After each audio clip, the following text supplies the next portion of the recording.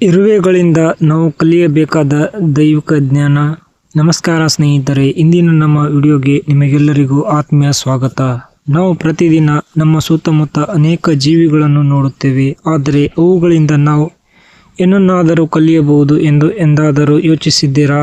ಇಂದು ನಾವು ಭೂಮಿಯ ಮೇಲಿನ ಅತ್ಯಂತ ಸಣ್ಣ ಜೀವಿಗಳಲ್ಲಿ ಒಂದಾದ ಇರುವೆಯ ಬಗ್ಗೆ ಮಾತನಾಡಲಿದ್ದೇವೆ. ಹೌದು, ಈ ಪುಟ್ಟ ಜೀವಿಯಿಂದ ಕಲಿಯಲು ದೊಡ್ಡ ಪಾಠಗಳಿವೆ. ಸ್ವತಃ ಸತ್ಯವೇದವು ನಮಗೆ ಇರುವೆಗಳ ಬಳಿಗೆ ಹೋಗಿ ಬುದ್ಧಿ ಕಲಿಯಿರಿ ಎಂದು ಹೇಳುತ್ತದೆ. ನಾವು ಇರುವೆಗಳ ಶಿಸ್ತು, ಕಠಿಣ ಪರಿಶ್ರಮ ಮತ್ತು ಸತ್ಯವೇದವು ಇವುಗಳ ಬಗ್ಗೆ ನೀಡುವ ಸಂದೇಶವನ್ನು ವಿವರವಾಗಿ ತಿಳಿಯೋಣ. ಬೈಬಲ್ನ ಜ್ಞಾನೋಕ್ತಿಗಳ ಪುಸ್ತಕ 6ನೇ ಅಧ್ಯಾಯ 6ರಿಂದ 8ನೇ ವಚನಗಳಲ್ಲಿ ಹೀಗೆ ಬರೆಯಲಾಗಿದೆ: ಸೋಮಾರಿಯೇ, ಇರುವೆಯ ಬಳಿಗೆ ಹೋಗಿ ಅದರ ನಡತೆಯನ್ನು ನೋಡಿ ಜ್ಞಾನವಂತನಾಗು.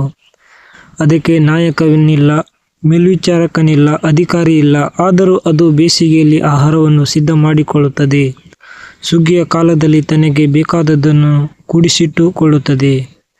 ಈ ವಚನವು ನಮಗೆ 3 ಮುಖ್ಯ ವಿಷಯಗಳನ್ನು ಹೇಳುತ್ತದೆ. 1. ಇರುವೆಗಳಿಗೆ ಯಾರೂ ಆದೇಶ ನೀಡುವವರಿಲ್ಲ. 2. ಅವು ಕಾಲಕ್ಕೆ ತಕ್ಕಂತೆ ಮುನ್ನೆಚ್ಚರಿಕೆ ವಹಿಸುತ್ತವೆ. 3. ಅವು ಸೋಮಾರಿತನವನ್ನು ದ್ವೇಷಿಸುತ್ತವೆ.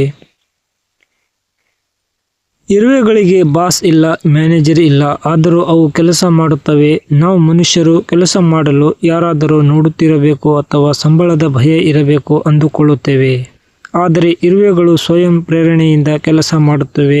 ನಮ್ಮ ಜೀವನದಲ್ಲೂ ನಾವು ಯಾರು ನೋಡದಿದ್ದರೂ ಪ್ರಾಮಾಣಿಕವಾಗಿ ಮತ್ತು ಶಿಸ್ತಿನಿಂದ ಕೆಲಸ ಮಾಡುವುದನ್ನು ಇರುವೆಗಳಿಂದ ಕಲಿಯಬೇಕು. ಇರುವೆಗಳು ಬೇಸಿಗೆಯಲ್ಲಿ ಚಳಿಗಾಲದ ಬಗ್ಗೆ ಯೋಚಿಸುತ್ತವೆ. ಕಷ್ಟದ ಕಾಲ ಬರುವ ಮುನ್ನವೇ ಅವು ಆಹಾರವನ್ನು ಸಂಗ್ರಹಿಸುತ್ತವೆ. ಸತ್ಯವೇದವು ಹೇಳುವಂತೆ ನಾವು ಕೂಡ ನಮ್ಮ ಆಧ್ಯಾತ್ಮಿಕ ಜೀವನದಲ್ಲಿ ಮತ್ತು ಲೌಕಿಕ ಜೀವನದಲ್ಲಿ ಭವಿಷ್ಯಕ್ಕಾಗಿ ಸಿದ್ಧರಾಗಿರಬೇಕು. ಸಮಯ ಇರುವಾಗಲೇ ದೇವರಿಗೆ ಹತ್ತಿರವಾಗುವುದು ಮತ್ತು ಒಳ್ಳೆಯ ಕಾರ್ಯಗಳನ್ನು ಮಾಡುವುದು ಇರುವೆಗಳು ಕಲಿಸುವ ದೊಡ್ಡ ಪಾಠ. ಒಂದು ಇರುವೆ ತನಗಿಂತ 10 ಪಟ್ಟು ತೂಕದ ವಸ್ತುವನ್ನು ಎತ್ತಬಲ್ಲದು, ಆದರೆ ಅದಕ್ಕಿಂತ ದೊಡ್ಡದಿದ್ದರೆ ಎಲ್ಲವೂ ಸೇರಿ ಒಟ್ಟಾಗಿ ಕೆಲಸ ಮಾಡುತ್ತವೆ. ಇವುಗಳಲ್ಲಿ ಯಾವುದೇ ಸ್ಪರ್ಧೆ ಇಲ್ಲ, ಕೇವಲ ಸಹಕಾರವಿದೆ. ನಮ್ಮ ಸಮಾಜದಲ್ಲಿ, ಕುಟುಂಬದಲ್ಲಿ ಅಥವಾ ಚರ್ಚ್ನಲ್ಲಿ ನಾವು ಒಗ್ಗಟ್ಟಿನಿಂದ ಇದ್ದರೆ ಎಂತಹ ದೊಡ್ಡ ಕೆಲಸವನ್ನಾದರೂ ಸಾಧಿಸಬಹುದು ಎಂಬುದಕ್ಕೆ ಇರುವೆಗಳೇ ಸಾಕ್ಷಿ. ನೀವು ಎಂದಾದರೂ ಇರುವೆಯ ದಾರಿಗೆ ಅಡ್ಡವಾಗಿ ಬೆರಳು ಇಟ್ಟಿದ್ದೀರಾ? ಅದು ನಿಲ್ಲುವುದಿಲ್ಲ. ಅದು ಪಕ್ಕಕ್ಕೆ ಹೋಗುತ್ತದೆ, ಮೇಲೆ ಹತ್ತುತ್ತದೆ ಅಥವಾ ಕೆಳಗಿನಿಂದ ಹೋಗುತ್ತದೆ. ಅದು ತನ್ನ ಗುರಿಯನ್ನು ಮುಟ್ಟುವವರೆಗೂ ಬಿಡುವುದಿಲ್ಲ. ನಮ್ಮ ಜೀವನದಲ್ಲಿ ಸಮಸ್ಯೆಗಳು ಬಂದಾಗ ನಾವು ದಾರಿ ಬಿಟ್ಟು ಕೊಡುತ್ತೇವೆ, ಆದರೆ ಇರುವೆ ನಮಗೆ ಕಲಿಸುವುದು ಏನೆಂದರೆ ದಾರಿಯನ್ನು ಹುಡುಕಿ ಅಥವಾ ಹೊಸ ದಾರಿಯನ್ನು ಸೃಷ್ಟಿಸಿ.